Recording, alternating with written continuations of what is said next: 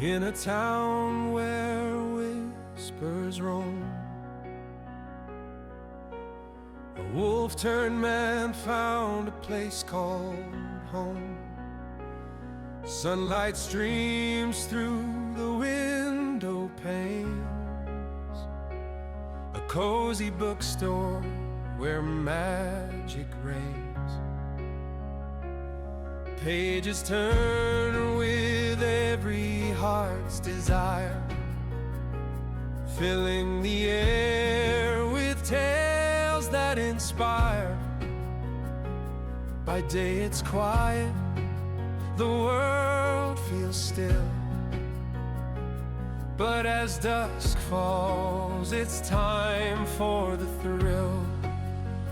When the sun goes down and the stars ignite, the wolf among us comes alive at night. Friends gather round with laughter and cheer. In the heart of the stories we hold our dear. Games on the table, love and delight. In this little bookstore, everything's right. He weaves the stories of distant lands. Okay. Ads should be over.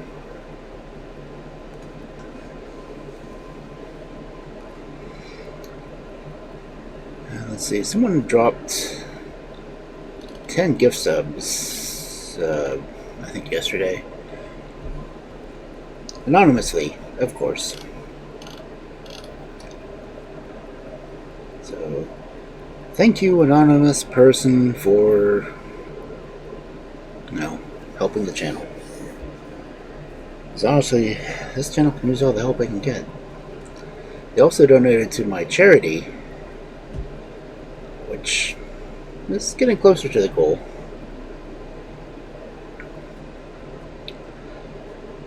But how's everyone's week been? Glad it's Thursday.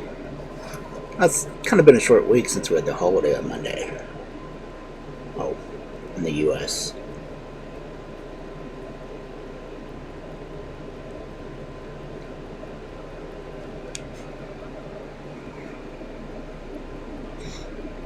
I still need to find better music for inside the bookstore. Because I just have the mysterious moments going again.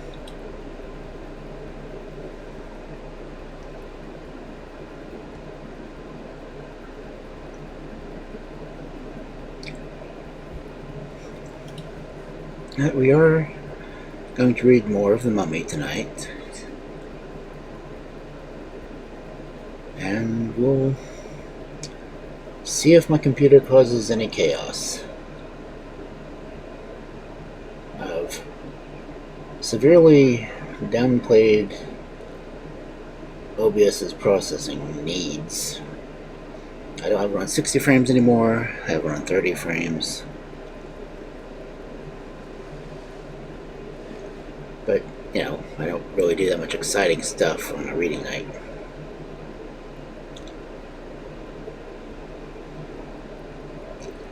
I do, however, need to sneeze. Hold on.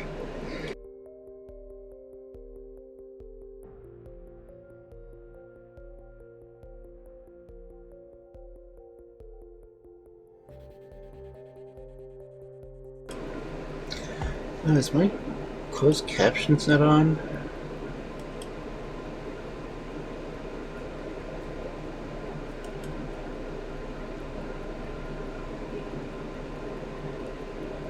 Okay, now my captions should be on, I think.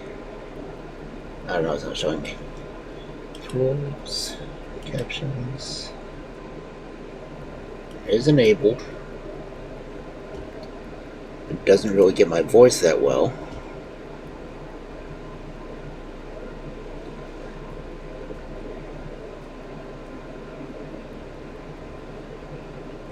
Okay, it's on again. But yeah, not really much else to talk about at the moment. Other than I did put a couple of component upgrades on my uh, throne list. I don't expect anyone to get anything of it. It'd be nice, but like subscribing, it's not required. I do have information put out to get some updated emotes, so they'll go more with the current model. And most of them will probably end up in the free to use follower modes anyway. Since I don't have a way to increase that, because to get more emotes, I would either have to upload them to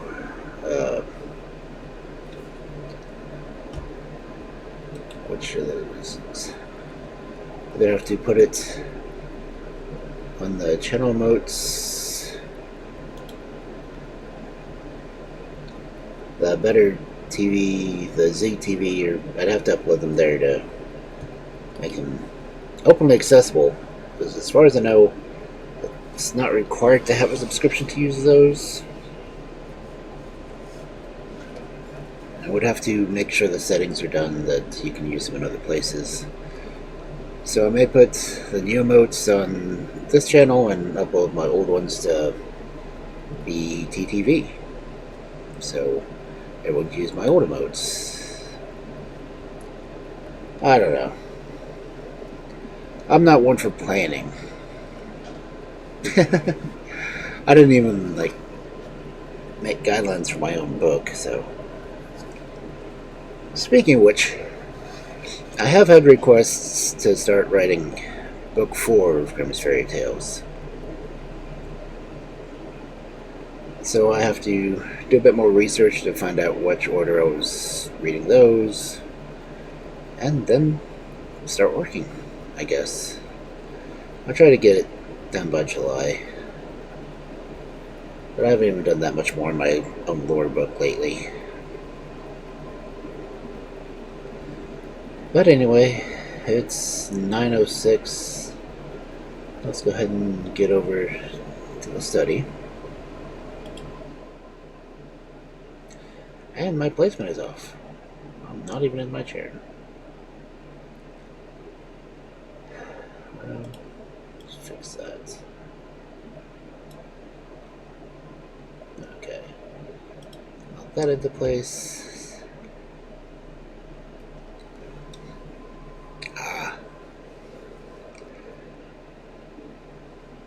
My model isn't quite following my microphone or my mouth. There's one more thing I need to try to figure out how to fix. So I'm not very good at fixing things. Just like I never made the book to have me looking at while I'm in this version. Well, in the study anyway. Because now I just look like I'm looking down and talking. But anyway, 9:07.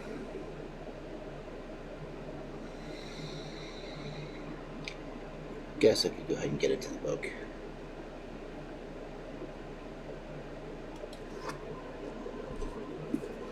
So again, this is a book originally written in 1827 about things going on in the year of 2126. So it's always interesting to read a book from the past talking about what our future should be like. It's even funnier when it has absolutely nothing to do with it. I mean, they're still doing mail by pneumatic cannon and hot air balloons to travel between your house and a friend's house. So,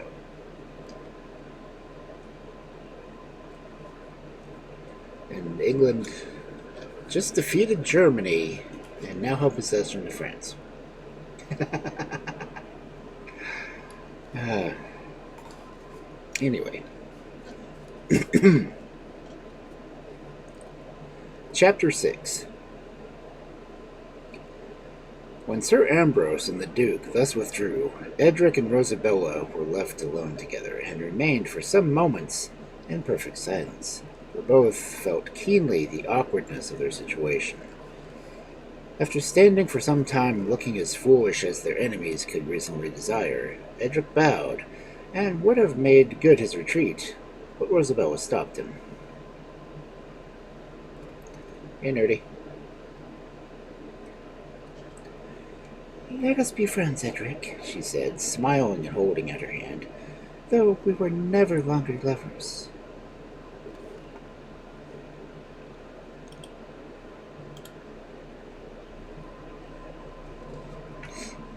Edric took the offered hand, and involuntarily pressed it to his lips. "Upon my word, you improve," continued Rosabelle gaily. "I declare I never saw such an instance of gallantry from you before, during the whole course of our courtship." Edric smiled as he replied, "If you knew the burthen that has been taken from my mind by the explanation of this morning." "Hush, hush," cried Rosabella. "Now you have spoiled all it again. I'm afraid your gallantry was too great to be lasting." "I acknowledge," replied Edric, joining in her mirth, "that it is not very polite in me to rejoice being freed from your chains, but I am no flatterer, and "A truce with apologies," exclaimed Rosabella. "As my uncle very justly observed just now, they only make the matter worse. The case is simply this. You and I are not suited for each other. We found it out, and we are both glad to be released from ties that we discovered were incompatible with our happiness. Can anything be more clear, as Dr. Erkvarfen says? You, I presume, are going to travel, and to gratify your natural love of variety, and wish to acquire information, whilst I, poor unfortunate damsel that I am, must remain at home and wear the willow, till I am fortunate enough to meet with a swain who has the penetration to discover my charms." "And most ardently do I hope that it may be soon to the case," said Edric, astonished with her affability, and feeling more kindly disposed towards her than he had ever done before. "You are right in supposing I wish to travel, but alas, I have now not the power. Father is too much offended to afford me the means, and without money—" "Traveling is far from agreeable," interrupted Rosabella, smiling. "Is not that what you would say? Why not apply it to Father Morris? Then he can, and I am sure, will help you. For myself, I am powerless except as far as giving advice." "Your advice, however, is excellent," replied Edric, regarding her with still increasing amazement. "And I assure you I will follow it to the letter. I never thought of applying to the Reverend Father, though I now feel it is the best thing I can do." "Why do you look at me so incredulously?" continued Rosabella. "I have no motive of deceiving you, and yet you look suspicious at thought that I flattered you. I own my behavior towards you has changed, but remember the different circumstances in which now I am placed. Formerly I feared even to speak to you, lest my words should be deemed as encouragement of the pretensions I suppose you to entertain my hand. Now that we are both free, that reason no longer exists.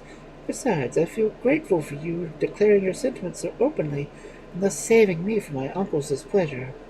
Can anything be more simple, as your friend Dr. Erkvarfen would say?" Notwithstanding Rosabella's apparent openness, however, and the plausible reasons she gave for her conduct, Edric could not divest himself of the idea that she wished to get him out of the kingdom as speedily as possible, for some other motives than she thought proper to avow. There likewise appeared some mystery in her speaking so confidently of the assistance of Father Morris, for as the Duke's family had a regular confessor, Father Murphy, it seemed strange that Rosabella should have an intercourse with any other priest beyond that required by the common forms of society, and so slight an intimacy could scarcely warrant a positive assertion she had made of. Edric, however, was too anxious to avail himself of any opportunity that offered of proceeding to Egypt, to trouble himself with long investigation on the subject. When he quitted Rosabella, he proceeded to search for Father Morris as a matter of course, and almost without any volition of his own.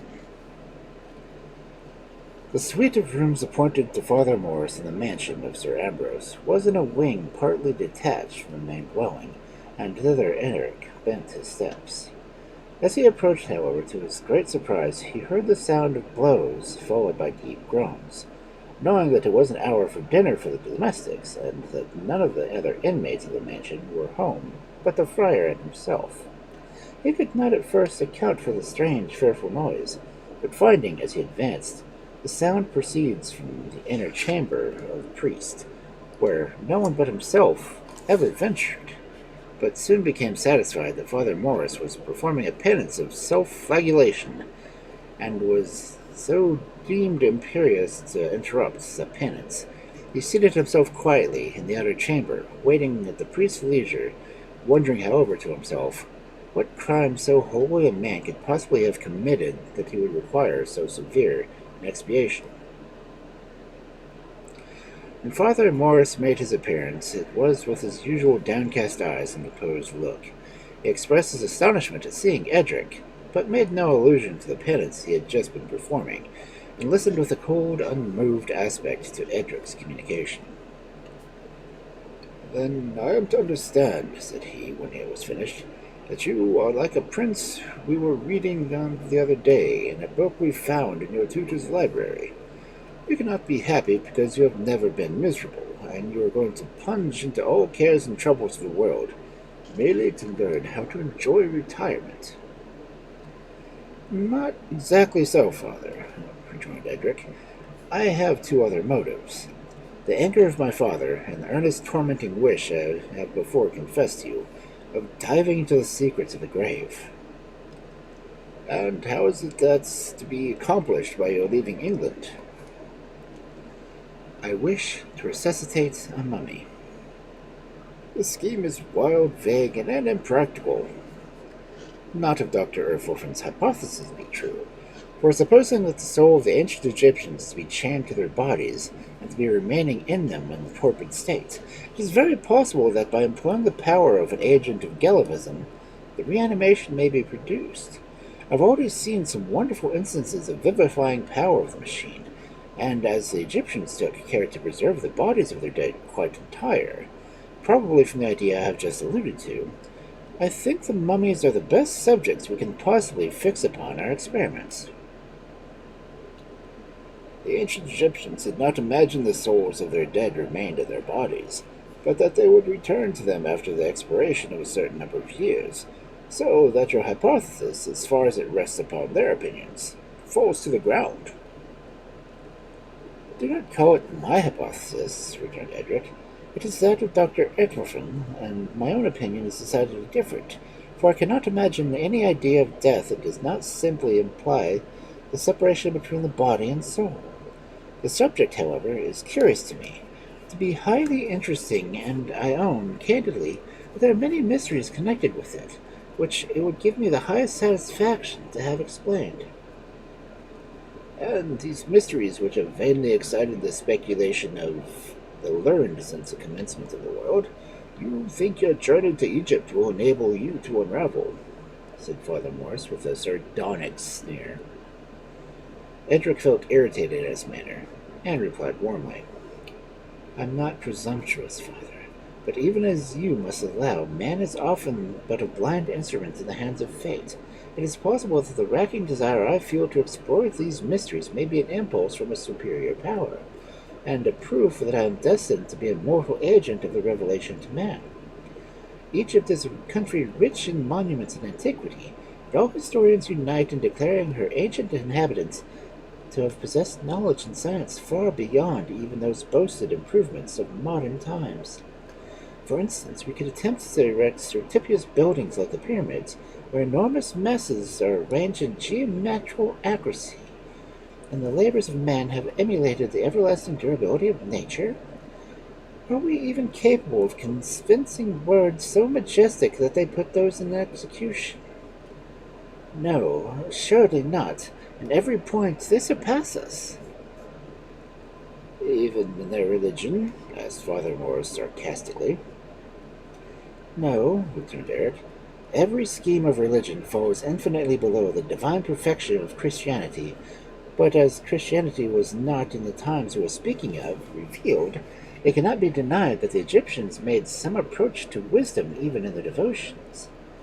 They worshipped nature, though they disguised her under the symbols of her attributes, and gratified the vulgar taste by giving them tangible objects to represent ideas too sublime for their unenlightened comprehension. That they entertained the divine idea of a resurrection and of the rewards and punishments of a future life is evident, not only from their favorite fable of the phoenix, and the use they make of how hackneyed image of the butterfly, but by the care they bestowed on the preservation of the body, their mourning for the loss of Osiris, their rejoicings when he was found, and the kind of trial to which they subjected the human corpse after death, when, if serious crimes were alleged and proved against it, it was denied the rights of sepulture, and left to rot unlamented. Then can any modern institutions excel the wisdom of the laws enacted by the pharaohs, or can any modern magnificence equal the displayed in the cities of Memphis or Thebes? And since it will hardly be disputed, what country can be more fitting than that once so highly favored to be the scene of the most important discovery ever made by man? Deride me if you will. I feel a superior power inspires my wishes. I feel irresistibly impelled forward. I feel called upon by the force far superior to my own, and I will obey its dictates.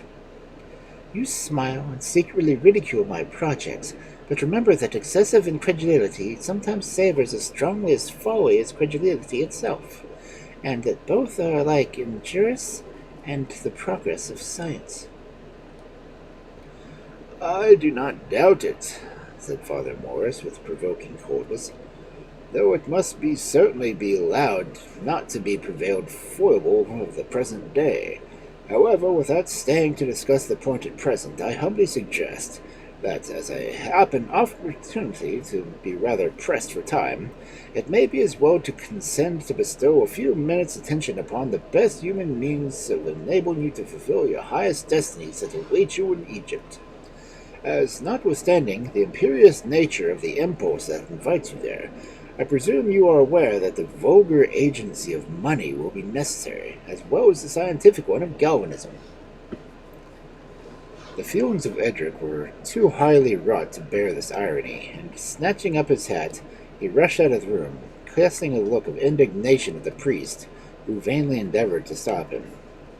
Maddened by the conflicting emotions that struggled in his bosom, and disgusted alike with himself, Father Morris, and all the world, Edric hurried on, totally unaware which way he was going, till his career was stopped by the coming suddenly and violently in contact with another person, who was running equally heedlessly with himself, but in an opposite direction.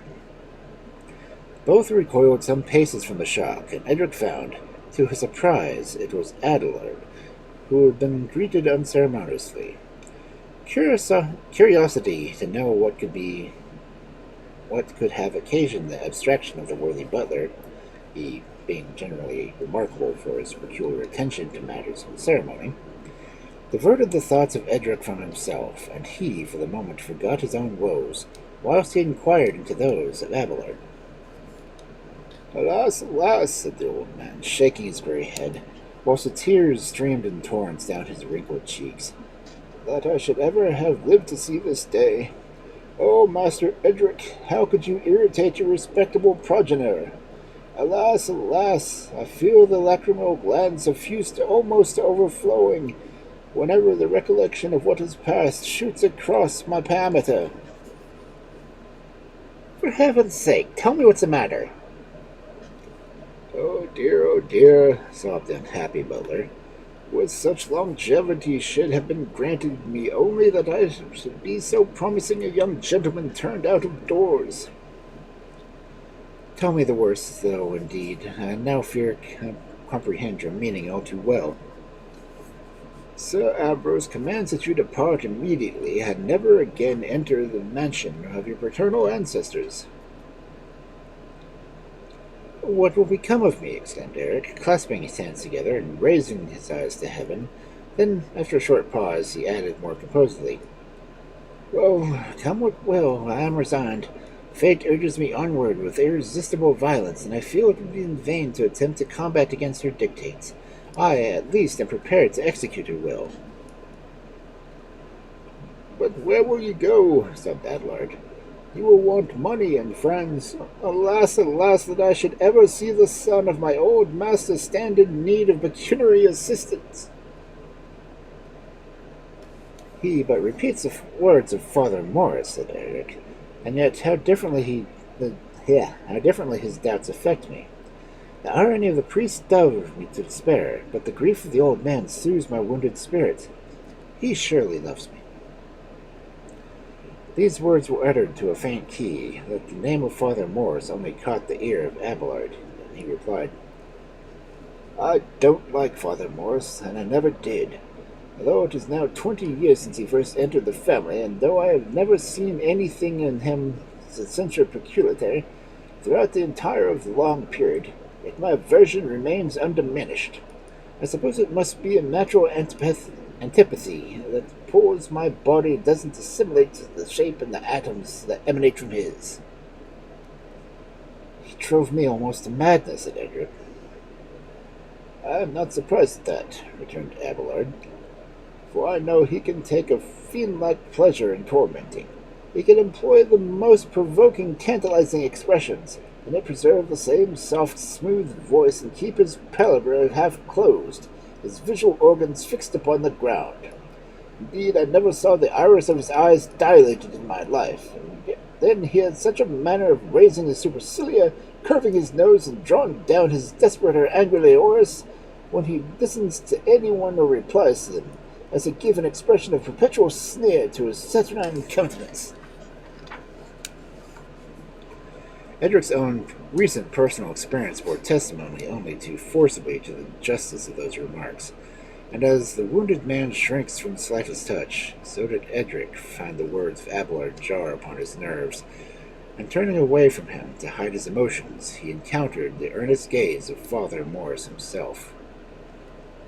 Why do you appear astonished? Said the priest, smiling. You are an infant, Eric.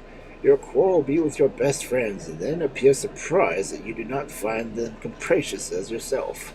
You will fancy you are very angry with me, for instance, and yet I am the conscious of having done anything to offend you. Was it a crime to attempt to moderate an enthusiasm that I feared might mislead you? Was it a fault to warn you against the dangers of the world of which you yet know little? No, no, I am confident your own reason and excellent good sense will acquit me, if you will but suffer them to act.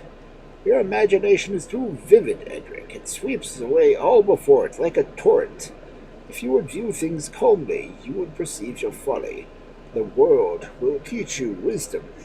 Go then, travel, experience personal privations and evils of every description, that you may learn to enjoy the pleasures that even now lie within your grasp, but which you spurn from you with contempt. So true is it that we never learn the real value of any blessing till we've experienced the misery that attends its privation. If this be the case, replied Edric, soothed in spite of himself by the insinuating manner of the monk, why should my feelings be an exception to the general rule? And since all our pleasures acquire new zest by the force of contrast, and mine have long since lost all relish, is it not even wisdom to try to effect the change?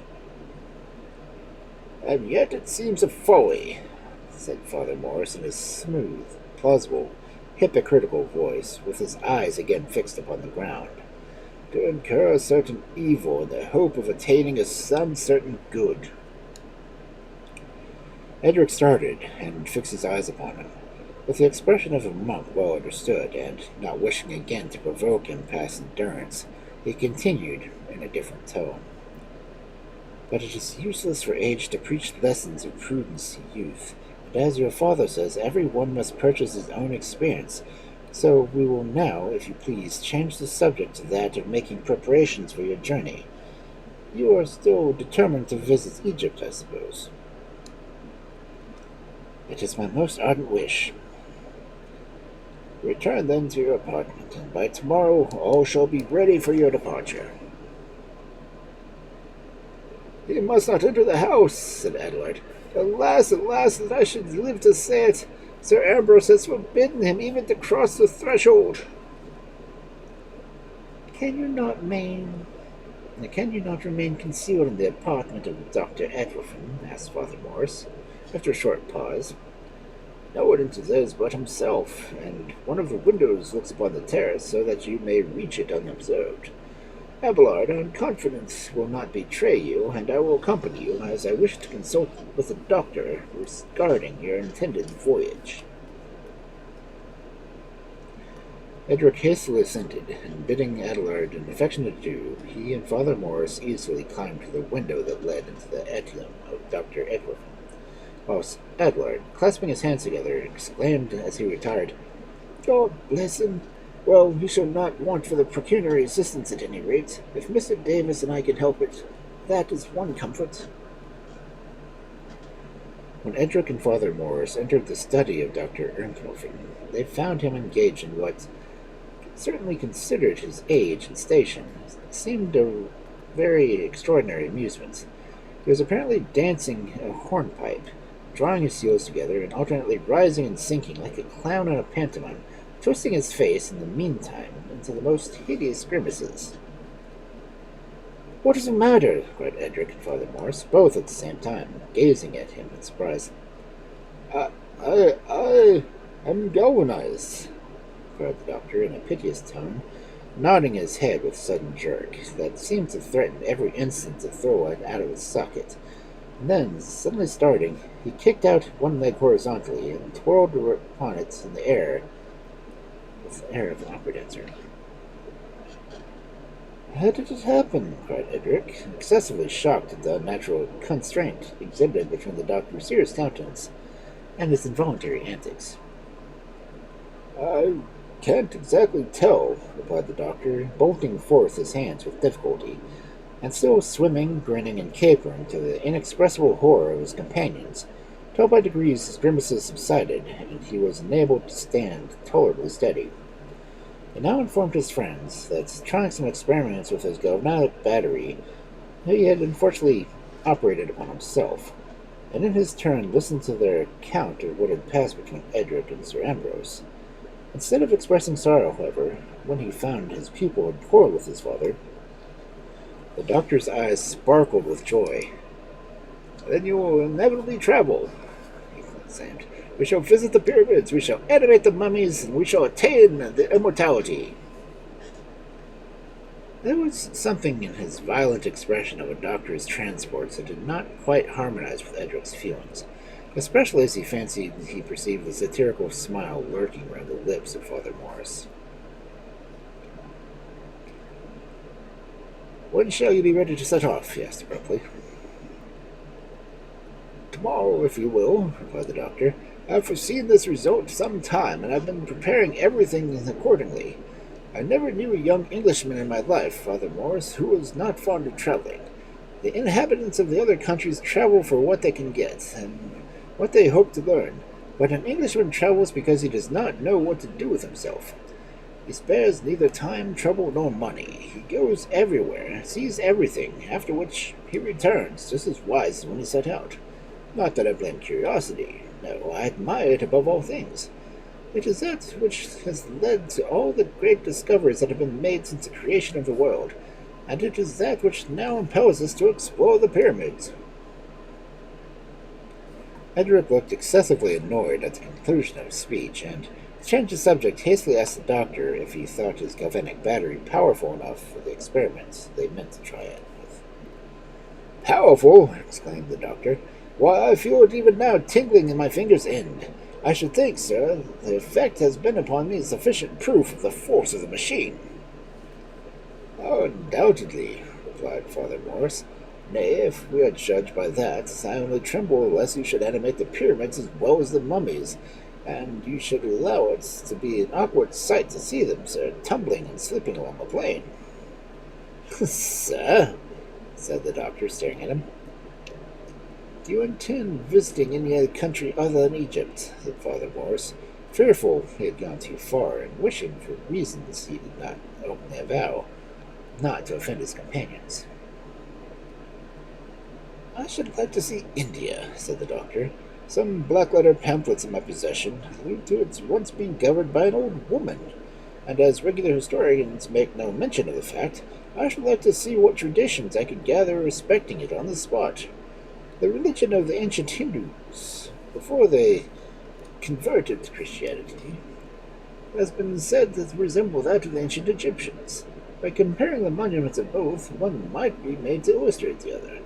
I should also like, before we quit Africa, to see the celebrated court of Timbuktu. I have long been in correspondence with a learned pundit there, and who has communicated to me some of the most sublime discoveries. The whole of the interior of Africa must be interesting, observed Father Morris, particularly the rising states of the banks of the Niger. It is generally instructive as well as amusing to watch the birth and struggles of infant republics, and to remark first how fast people encroach, and then their governors. Whilst the rulers are weak, they are always liberal, and their exalted sentiments and the general disgrace of extracted portions as they become powerful. In short, said the doctor, I would willingly traverse the whole world, but I know one country that I should disdain to visit. And which is that? Asked Eric. America, replied the doctor. I have no wish to have my threat coat on my breath stopped by a bowstring. I have a perfect horde of despotic governments. Then how do you endure the one we live under? Asked Father Morris. Oh, the case is quite different, returned the doctor.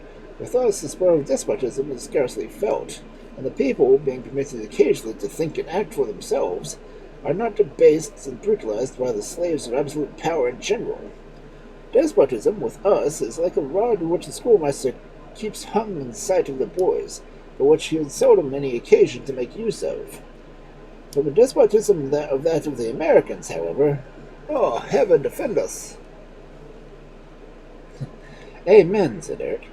For, as we are happy now, we should be idiots to desire change. What an unphilosophical sentiment, exclaimed the doctor.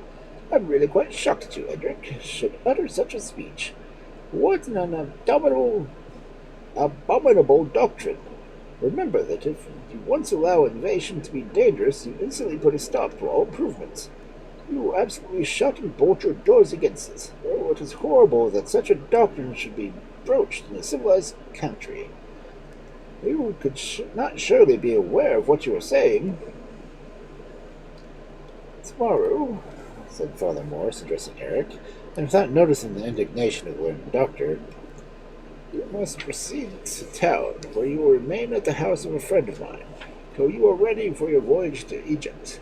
I would not, however, advise you to stay long before you go there, for as your father intends visiting London in a day or two, you might meet, and the consequences may be unpleasant.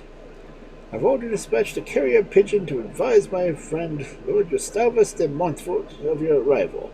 He, I am sure, will give you a hearty welcome, and not only afford you the shelter of his house, but afford you all the assistance in his power, to enable you to make preparations for your journey, for which purpose also I will take care to supply you with money. No thanks, continued he, stopping Edric, who was about to speak. I detest them. If you really feel obliged to me, you will prove it by remaining silent. I must leave you now, as my absence might create suspicion. Adieu. God bless you. A balloon will wait for you tomorrow morning at the corner of the wood. The doctor will, of course, accompany you. I think you may safely rest here concealed till then. Once more, adieu. Now Father Morris is gone, said Dr. Tresham to his pupil. I have a treat for you. I will show you a curious collection of ballads, all of which are at least 300 years old, which a friend of mine picked up in London for me the other day, and sent me down to this morning by a stage balloon. They're all genuine rag paper, a certain proof of their antiquity, for you know the asbestos paper we use now has not been invented for more than 200 years. But you shall see them. Follow me." So saying, the doctor trotted off to his library, that paradise of half-forgotten volumes, most of which had been accidentally saved from their well-merited destination of covering over butter, and wrapping up cheese, to be drawn from dust and obscurity which they had lain for centuries, to ornament the shelves of Dr. Erdworth, and whose authors, if they would have been taken a peep upon the earth and beheld them, would have been quite astonished to find themselves immortal. Entering this emporium of neglected learning, the doctor hastily advanced to a table on which lay his newly acquired treasures. Holding them up, he exclaimed, "Look, Edric, how beautiful dirty paper is! And no art could counterfeit this dingy hue. The sooty tinge is a genuine tint of antiquity. You know, Edric, in ancient times, the color employed to culinary purposes, and indeed all the common usages of life was produced for the composition of wood, and is a black bituminous substance, amphitrite drawn from the bowels of the earth, called coal, of which you may yet see specimens in the cabinets of the curious. But these circumstances decomposed, or rather expanded, by the force of heat, and the attraction of cohesion was dissolved, and the component parts flew off in the shape of smoke or soot. This smoke, rising into the air, has dispersed it, and a few minute particles of atoms of which it is composed, falling and resting upon everything that chanced to be in their way, produce that incomparable husky hue, which the moderns have tried so often, though in vain, to imitate. I beg your pardon, Eric, for using such vulgar language to express what I wish to say, but really, treating upon this subject, I did not know how to explain myself elegantly." "Oh, what sounded you quite well, sir. After all, it is only true that the language is to convey the ideas of one person to the understanding of another, and provided that end to be attained, I really do not see what is any consequence what words you make use of." "True, Edric, dear. You make a very just observation sometimes. Well, but the ballads I'm going to show you are treasures, my jewels, as the Roman ladies said to her children. Look at what specimens they are, a little torn here and there, and with a few lines illegible, by genuine antiques. I warranty every one of them is 300 years old. Look, it is real linen paper. You may tell it by the texture, and then by the spelling. See that number of letters they put into the words that were of no use. Look at the titles of them. Here is Tragedy End of Poor Miss Bailey, and here Cherry Ripe, and It's Been Roaming. Here is Loves of Captain Walter and Miss Rowe, and here is Jessie the Flower of Dumbling, and Dunros the Brave. But this is my phoenix. Here is will be the envy of collectors. Here is my invaluable treasure. This, I believe, is absolutely unique, that I am so blessed to possess the only copy existent. The date is wanting, but the manners it describes are so unpolished that I should think that it might be traced back to the time of the aboriginal Britons. Thus it begins. Hi, Matsu.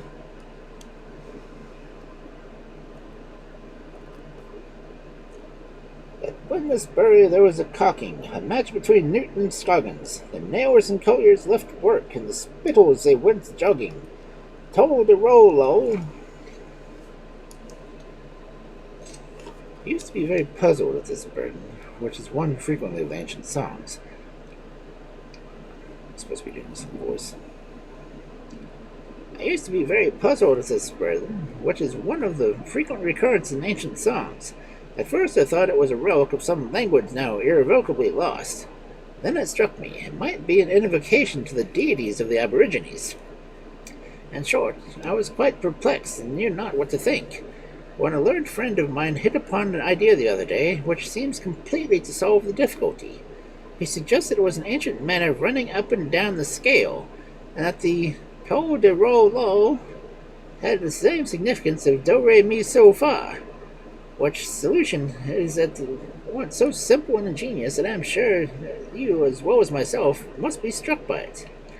I here omit a few stanzas in which the author enumerates his heroes exactly in the Homeric manner. The names are so barbarous that I am afraid of loosening my teeth in pronouncing them. There was a plenty of beef at the dinner of a bull that was baited to death. Bunny Hyde got a lump in his throat, which had to have stopped his breath. What beautiful simplicity there is in that last line, which had to have stopped his breath. Oh, we moderns have nothing equal to it. The company fell in confusion to see this poor Bunny Hyde choke, so they hurried him down to the kitchen and held his head over the smoke. This develops a curious practice of antiquity, you know, Edric. I explained to you just now the manner of combustion was formerly effected, and it causes the production of what was called smoke. I own, however, it seems a strange way of reviving a half-suffocated man to hold his head over the smoke, which, being loaded, as I've said before, was innumerable atoms of all sizes and shapes, which one would think would be likely to impede respiration rather than to restore it. In fact, however, it is undoubted. It is not only the afforded curious illustration of the manner of the ancients, but it is itself strong proof of the authenticity of the ballad, for such an idea never would have entered the head of a modern, till reported to Per Hyde. One gave him a kick in the stomach, the other a thump in the brow. His wife cried, "Throw him in the stable, and he will be better just now." This unfeeling conduct of his wife does not say much in the condemnation of ladies of those times. Here follows a hiatus of several stanzas. I find, however, by a word or two here and there, that they celebrated the exploits of two Gallic heroes. The best was the country bred. There was a brassy black. Yeah, having trouble saying this one. The best was the country bred. The one was brassy wing black, the other was dusky wing red. These unfortunate victims of the cruelty of man seem both to have perished. There is a stanza, however, before this catastrophe, which seems to relate to the combat. The conflict was hard upon each, till glossy wing black was choked. The colliers were naturally vexed, and the nailers were all provoked. This passage seems very obscure. Naturally is evidently a sign of comparison, but I cannot say I ever saw it employed before. It is, however, another proof of the amazing antiquity of the ballad. After this, it appears that the people broke upon the ring, and both cocks were crushed to atoms. I don't know whether you are acquainted with the manner these Gallic combats were conducted, Edric. A kind of amphitheater was formed, which birds were pitted one against another, whence it was called a cockpit. Combatants were armed with large iron spurs, and the victor generally left his rival dead upon the field. The ballad follows. The cockpit was near the church, as an ornament to the town. On one side was an old coal pit, and the other was well-coursed ground. Course is a kind of hearth or furze. Peter Hadley peeped through the gate, in order to see the cockfights. Spittle jobbed his eye out with a fork, and said, "Bless you, it stars you right." This is very spirited and expressive, though the false quantities render it difficult to read. Some folks may think it storage, who Winsbury never knew, but those who have never been there wouldn't have least doubted it true. For they all were savage by nature, and guilty of deeds that are shocking. Jack Baker he'd whack his own father, and so ended Winsbury cocking. "It's very fun, certainly," said Edric, who was half asleep. "Upon my word," replied the doctor, "I don't think you have heard a single word I've been saying." "Oh, yes, I have," replied Edric. "Every syllable. It was about a man killing his own father and putting his eye out with a fork." "Eh?" replied the doctor, somewhat annoyed at the unequivocal proof that his words might have stuck upon the angular organs of the pupil, had they not reached the brain. The exclamation of the doctor restored Edric to his senses, and he began to apologize. "I'm really very sorry," he said, "but you must excuse my inattention. Sometimes, you know, my mind is not in tune for literary discussions, even when proceeding from the most eloquent lips. This is my case at the present moment. My mind is so occupied by the important change that has just taken place in my affairs that I own even your learning and eloquence were thrown away upon me." "If that be your state of mind," replied the doctor with chagrin, It is of no use to show you any more of my literary treasures. I also have some matchless excellence. Here's a letter addressed to Sheridan, a witty writer of comedies in the 18th century, which was never opened. And here's a tailor's bill of the immortal Byron, which maybe possibly never been looked at. But here's the most inestimable of my relics. Look at least at this. This piece of paper, covered creased carelessly with irregular strokes and lines, was once the possession of an enchanting, that inimitable novelist of the 19th century, who's generally distinguished in the works of contemporary writers by the mysterious title, The Great Unknown. See, here is half the word Waverley written upon it, and doubtless all the other irregular marks and scratches proceeded directly from his pen. I confess, Edric, I never contemplate this relic of genius without feeling reverence and almost awe. Perhaps, say I to myself, when I look at it, when these letters were formed, the first idea had just been arisen to the mind of the author of those immortal words, which were afterwards destined to improve and delight mankind. Perhaps at the very moment gigantic thoughts were rushing through his brain, and a variety of new ideas opening their treacherous imagination. Oh, here is something the mere random stroke of a pen of a celebrated character, inexpressibly affecting to the mind. It carries one back to the very time he lived. It seems to be one antiquated with him, and to let into the secrets of his inmost thoughts. But I see you're not attending to me, Eric. I'm very sorry. Another time I should be happy, but now I cannot. However, when we return, perhaps... It may be too late, then, said the doctor solemnly, locking up his cabinet. He led the way back to the common sitting room in his high dungeon. Okay. That is definitely an author being kind of meta. Referring to works of their current time as being antiquity.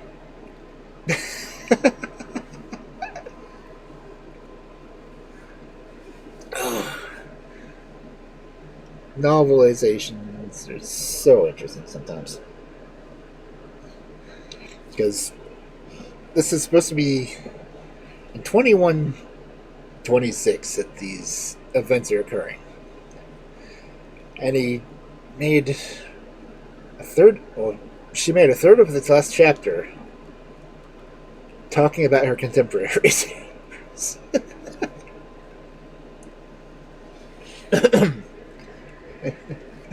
And calling them antiques.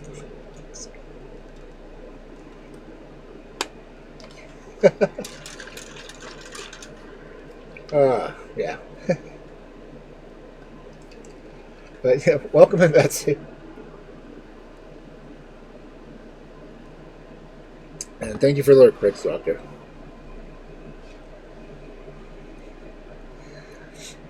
Man, that one chapter is a lot longer than the other ones have been.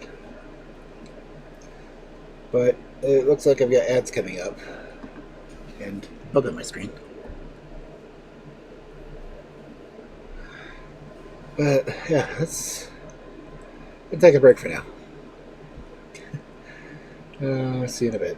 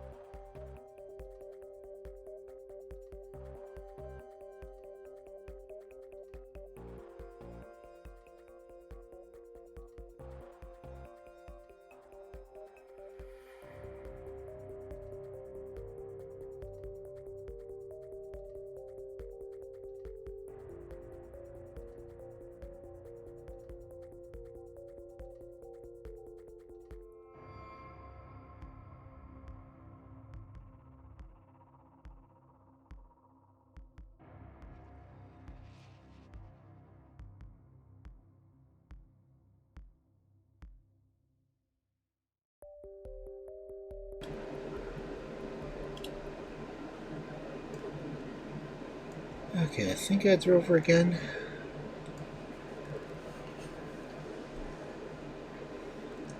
I'm really bad at remembering what voices I do to characters.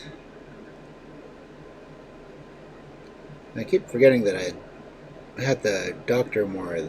It was more this kind of voice.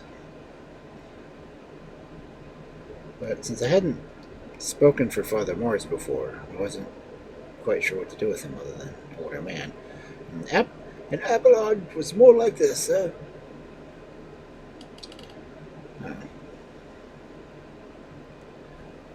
but still, London doing her contemporaries as ancient works. That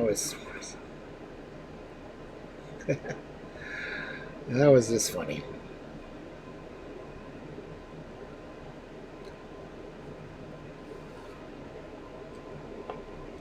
But apparently in the future they use asbestos paper. Which, I guess making paper fireproof would be a good thing, but using asbestos, not so much.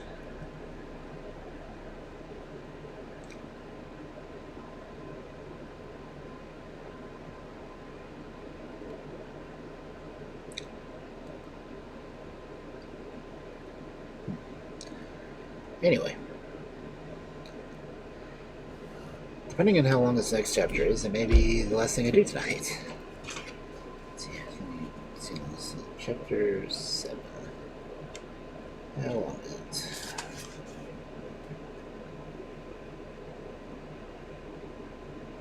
And chapter 7 is only 11 pages. Chapter 6 was 16.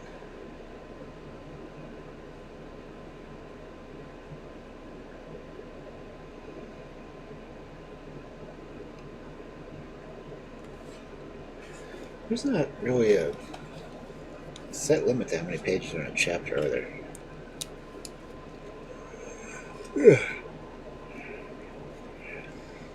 Anyway, I guess there haven't been any audio issues tonight, have there? I'm gonna set OBS to only do 30 frames a second instead of the 60. I haven't had any notices about my signal going bad, so I'm hoping it's all working decently anyway. Anyway. Here's the next one.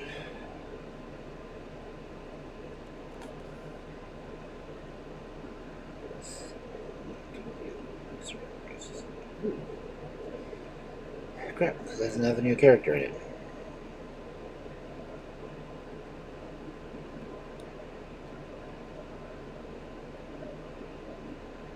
Oh, I have an entirely new family in this one. Dang it. Oh, more voices, I guess.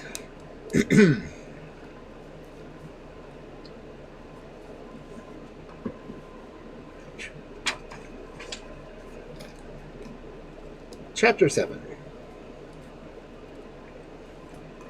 The morning after the events just recorded, as Mr. Montague, the brother of Sir Ambrose, was sitting at the breakfast-side table with his wife and daughter, they were startled by the unexpected arrival of a letter from Sir Ambrose. "Bless me," cried Mr. Montague, moved for once to forget his usual habits of indifference. "I do believe this is a letter from my brother." "Your brother?" screamed Miss Montague, starting up to examine it, in agitation overturning a patient steam of a coffee machine, by which the coffee was roasted, ground, made, and poured out with an ad libitum of boiling milk and sugar. All in the short space of 5 minutes. "Oh," she continued, "I'm scalded to death." "I hope not, my dear," said Mr. Montague, calmly taking up his letter, and carefully examining it on all sides without opening it. "Yes," continued he, "it is indeed from my brother, and I hope it contains no ill news, for I do not perceive any signs of mourning about it. And so saying, he very tranquilly laid the letter again on the table and commenced sipping his coffee. Papa, hadn't you better open your letter and read it? Asked Clara, who was busily employed in assisting her mother.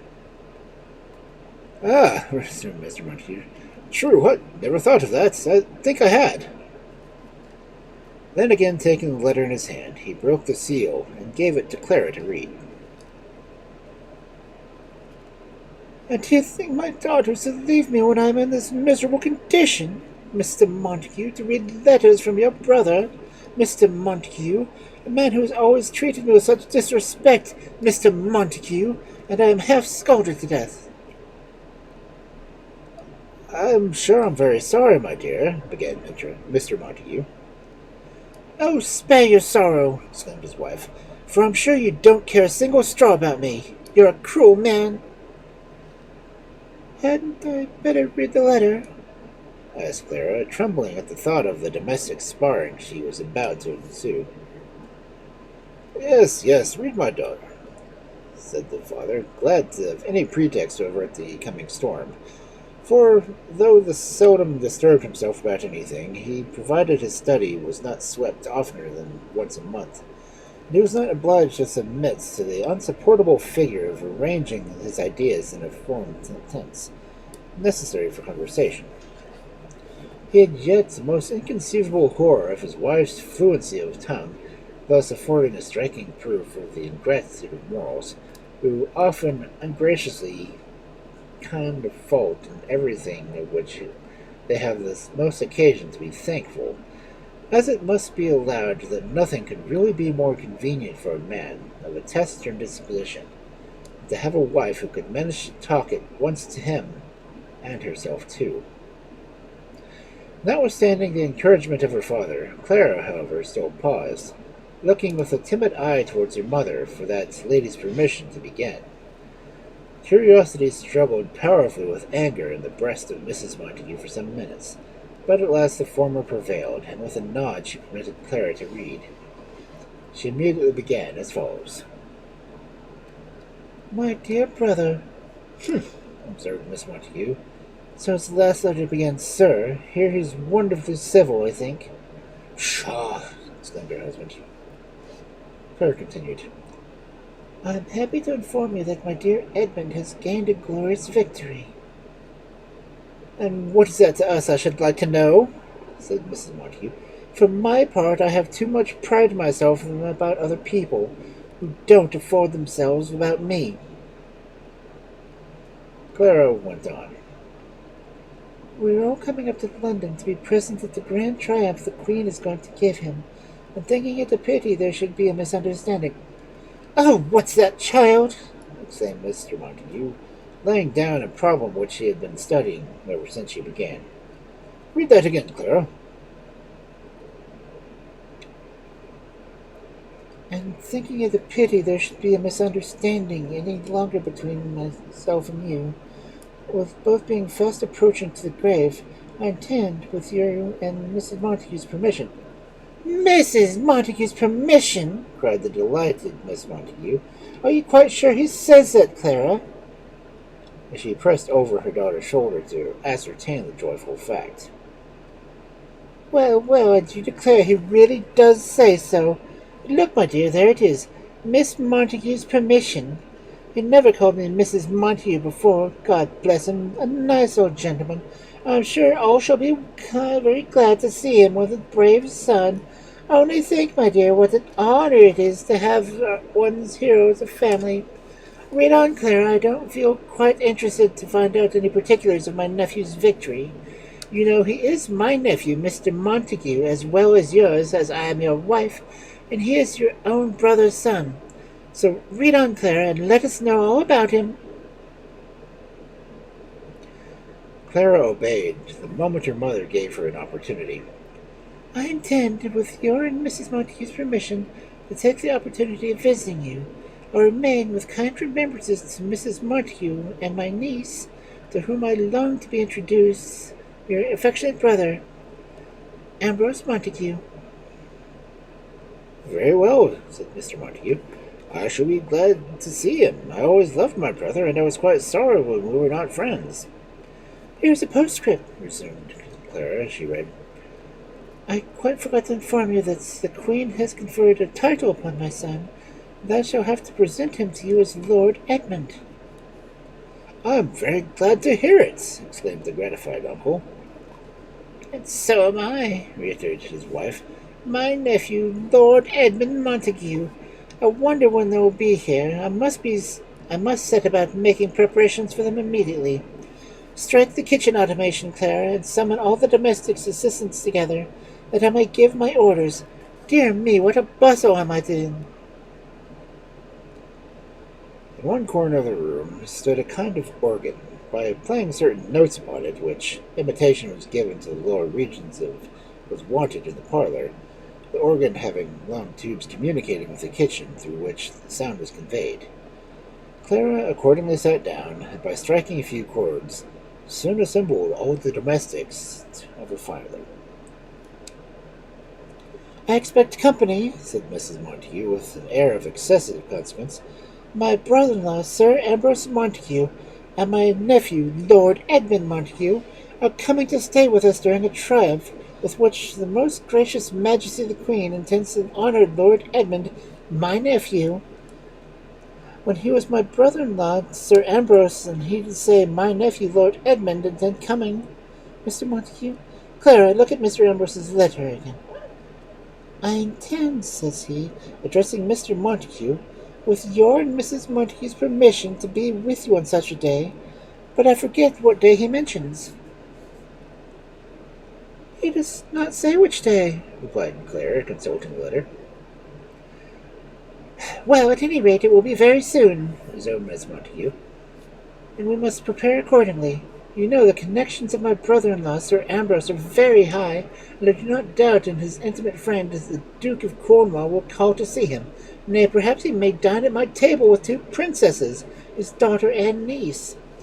Indeed, there's no knowing, but perhaps even her most gracious Majesty the Queen may condescend at our humble doors. Do you hear, all of you? You must be all attentive. You, Angelina, as cook, you will have the most upon your hands. Remember, nothing can be too plain for great people. Fricassees and ragouts are only devoured by the canaille.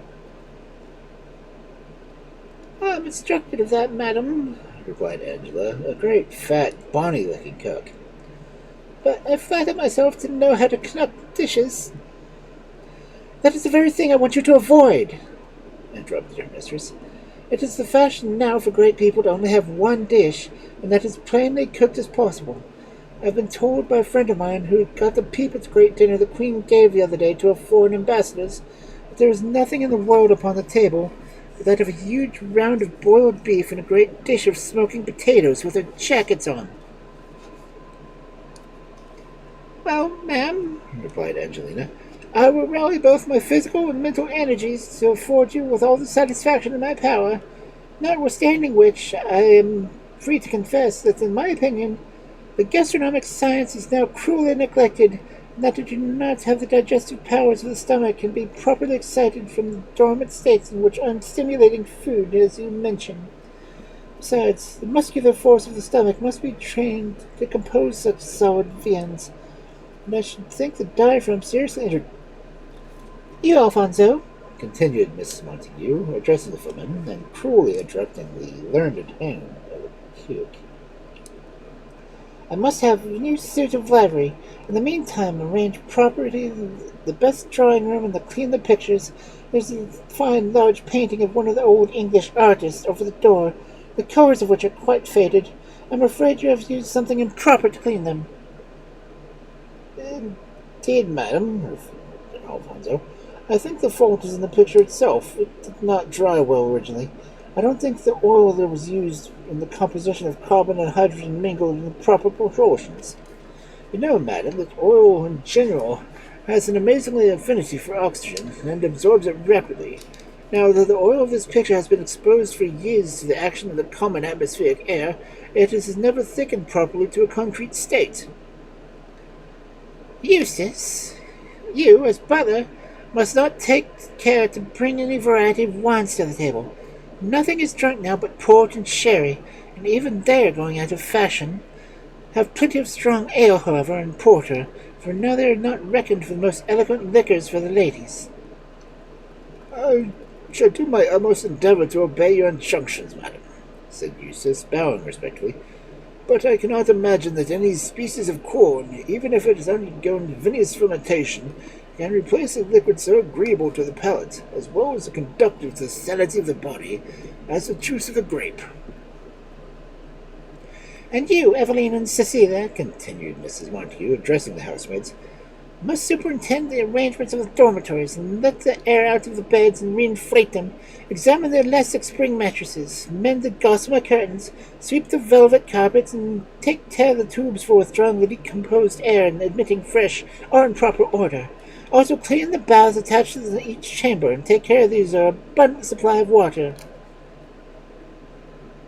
I'm told that an ablution of the common aqueous fluid is becoming more fashionable than any medicated baths, says Evelina, and that some people of rank actually use a composition of alkaline oil to remove the pulverous particles which may have lodged upon their epidermis in the course of the day. I feel the commands have been issued, madam, rejoined Cecilia, that you are oblivious to the alteration that has affected the superior dormitory. The air there is no longer changed by means of tubes, but there is a fan-feather ventilator fixed to the ceiling, which, by its gentle undulations, occasion the free circulation of the aeriform fluid. I do not think, however, that it is quite adequate to supply the place of the tubes, as, upon entering the room the other morning, I received a strong sensation of eczema. I am confident that the proportions of nitrogen more than trebled out of the oxygen in the air contained in the whole apartment. I am sorry for that, said Mrs. Montague, as it is the best sleeping room. However, as it is too late to change it, we must do the best we can. So go, all of you, and attend to my directions, for as I should be very sorry to have my dear brother-in-law, Sir Ambrose, and my nephew, Lord Edmund, put to any inconvenience during your sojourn to my dwelling, to say nothing of the great and noble guests who may, perchance, also honour the mansion with their presence. Whilst this bustle was taking place in the house of Mr. Montague, Edric and his tutor were on their way to London.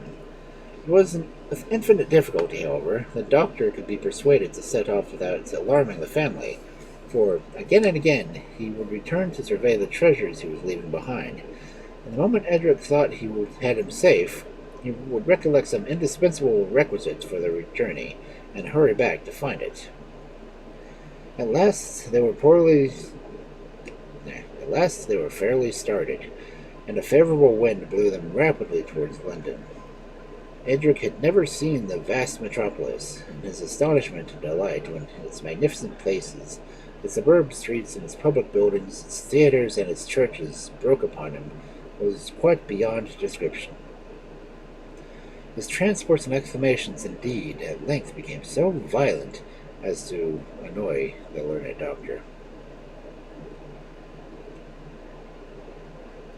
If you feel such rapture at the sights of London, he said peevishly, I suppose you will be reluctant to quit it. I dare say you are already spent having proposed to travel.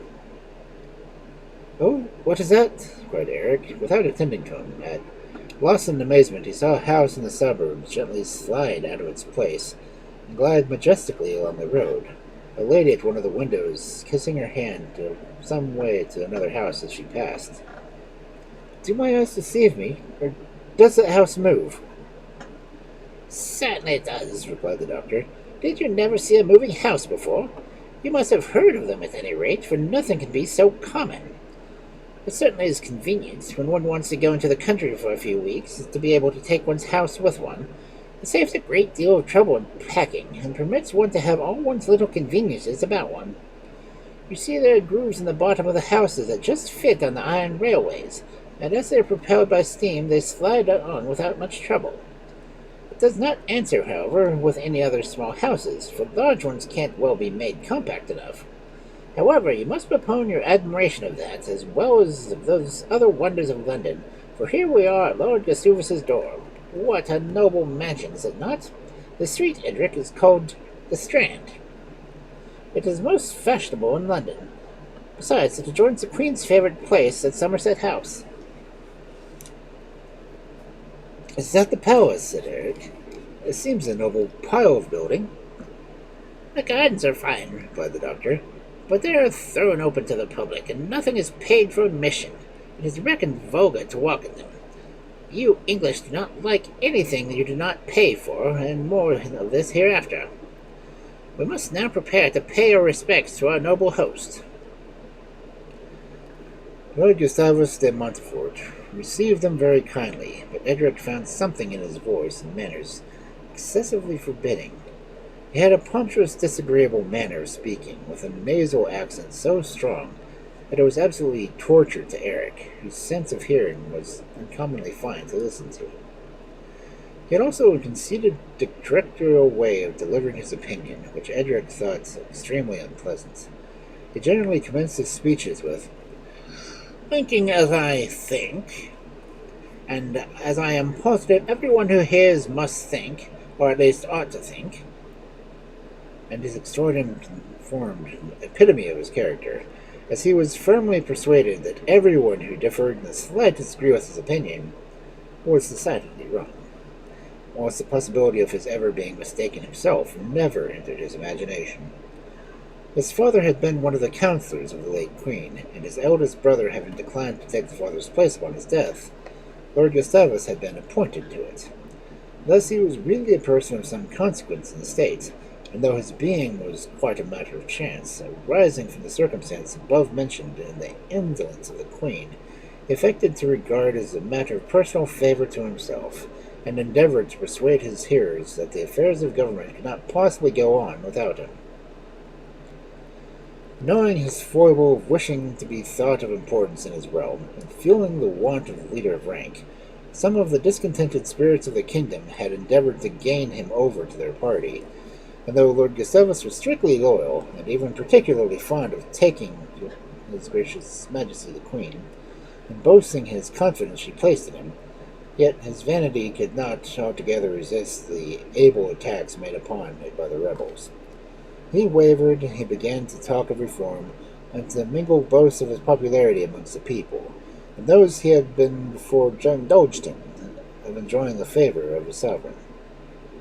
Thus he hung upon the balance, ready to incline to either side, and according to the circumstances that time or chance might produce.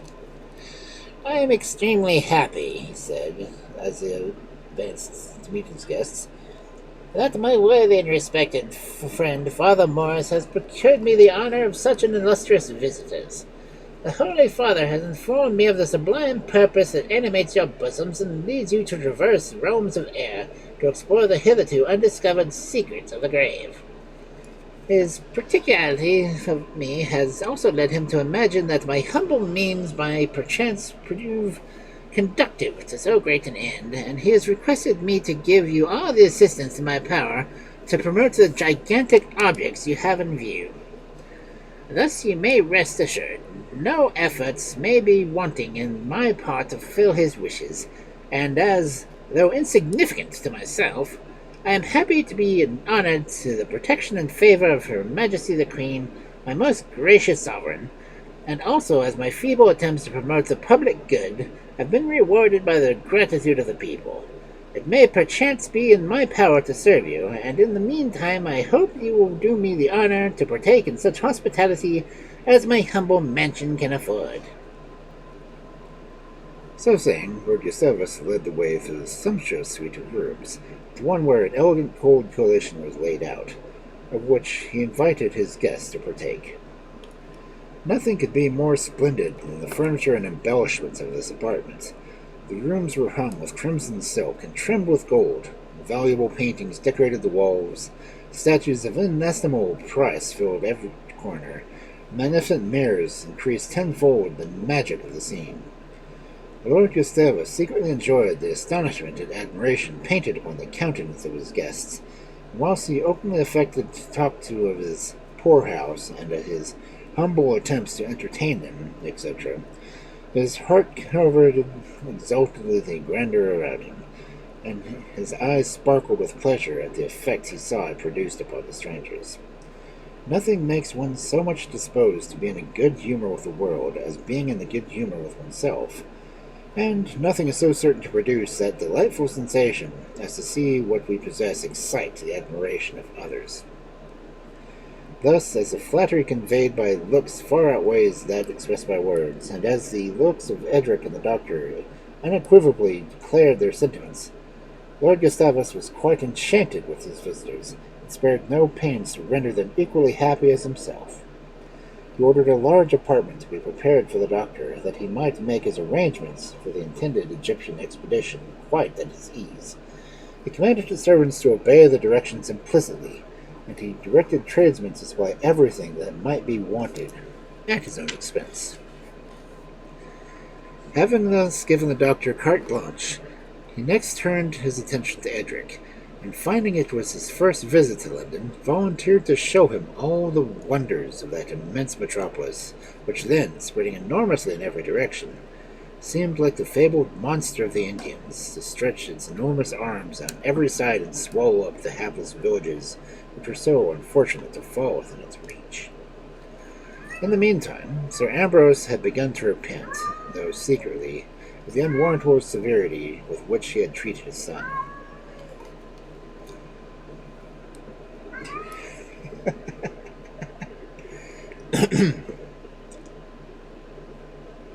Cats.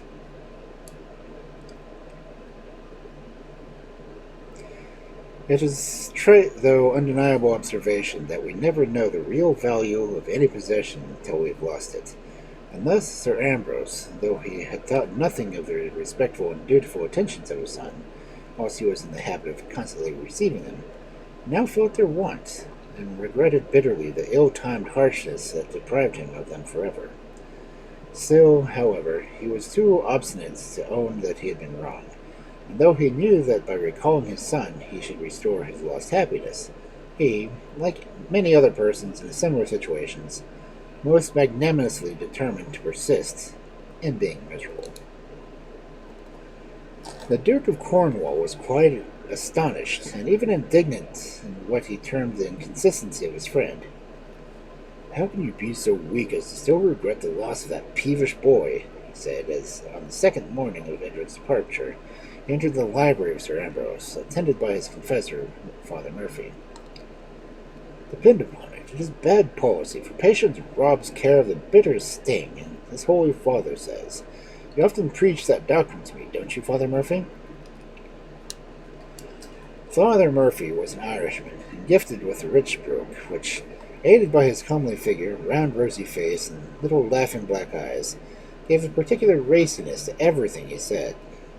He had not long filled the office he held then, and though he had been recommended to it, on the death of the Duke's late confessor by Father Morris, yet no two human beings could be more different than he and the referred personage. Father Murphy, indeed, was a general favorite, and the whole household of the Duke concurred in thinking him quite unparalleled as for a priest.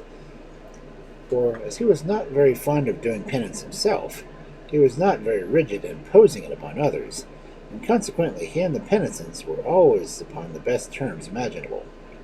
In short, he seemed especially designed by nature to be good friends with all the world. On his side, he certainly did the utmost not to thwart the benefits old lady's kind intentions. Now I smiled at good-humored at the Duke's question. But, "Och," he said, "and it is me you're quoting from, your Grace. And where's the use of that, pray? When you know I'm just here and ready to quote for myself." "If all your observations are as good as the Duke has just repeated," said Sir Ambrose, "I don't know anybody that might be quoted from with more advantage." "Oh, sure, it is of myself you're saying that," asked Father Murphy. "For if ye are, ye never made a better spatch in all your life. There's only a little mistake if you're thinking the observation you're talking of came out of my own head, for it didn't do any such thing." "Do not be alarmed," said Father Morris, who now approached and who spoke with his usual satirical sneer. No one who knows you will ever suspect you of any kind thing so atrocious. Good-natured and integrity are sometimes more than equivalent to brilliant talents, said Sir Ambrose bitterly. True, rejoined Father Morris in one of his softest, most insinuating tones. but they become inestimable when united, as in the example before us. Bowing to Father Murphy as he spoke, Sir Ambrose turned and looked earnestly at the tall, thin figure of the monk as he stood before him, his arms crossed upon his breast, and his head, as usual, bent towards the ground, but he did not speak. A short pause ensued, which was broken by the Duke suddenly exclaiming, "Did you not say Dr. Entwerfen had gone with Edric?" Certainly he has. Then depend upon it, the whole thing was planned. They've yet taken some wild scheme into their heads, and they've gone to execute it. Impossible. I see no impossibility in the business, resumed the Duke. I think the case is clear. They did not know how to get off decently, and Edric pretended to quarrel with you and me to give the thing a face. I cannot fancy Edric guilty of such meanness, cried Sir Ambrose passionately. I don't think the matter admits a single doubt. What do you think of the matters, Father Morris? Men devoted to austere professions like myself, replied the priest without raising his eyes from the ground, know but little of what is passing in the world. Thus, through the body being no longer shrouded in the gloom of a cloister, my mind remains still too much abstracted in the busy scenes around me for me to be a competent judge of the effect of human passions. Then you're very right about nothing saying. Then you're very right to say nothing about them, cried Father Murphy. For though I'm in a passion every day of my life, I never know what to say when I begin to talk of it. And so I just think of the wisest way to hold my tongue.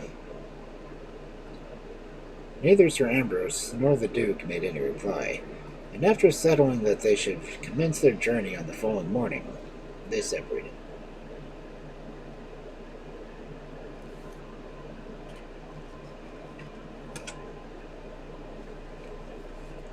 Okay. My mind is getting confused with voices. At least when I have the Irish broke, they have it written into the legs. But as was only half an hour, I may go ahead and leave it at this for now. I didn't see anything about the stream messing up any. I think running at 30 frames per second may have helped a lot of it. I don't have it on screen on the show, but my GPU stayed at 20%. My CPU never went over 60. So maybe I'll try another game next week at this setting, and hopefully it'll work out right. But for now, ouch. I'm honestly a little hungry.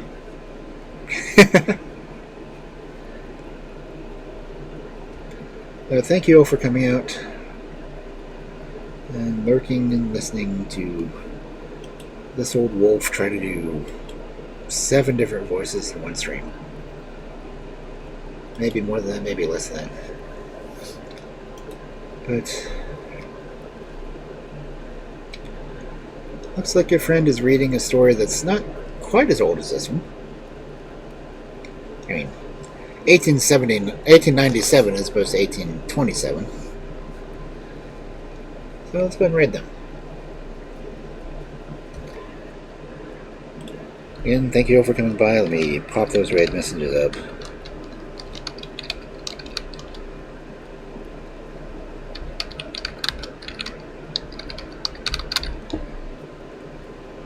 And if you don't know they're on right now, read them anyway.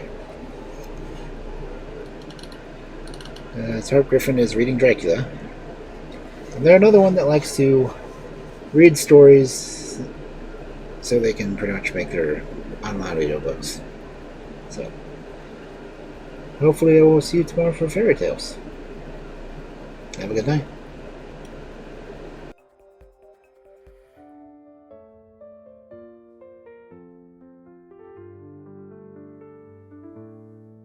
Not so long ago, in a world full of strife, a man born a wolf, living a dual life.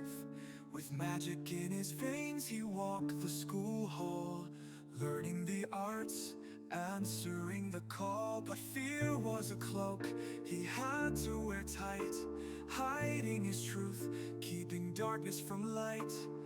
Those who were scared turned away in despair, yet he bore the burden, he chose to take care.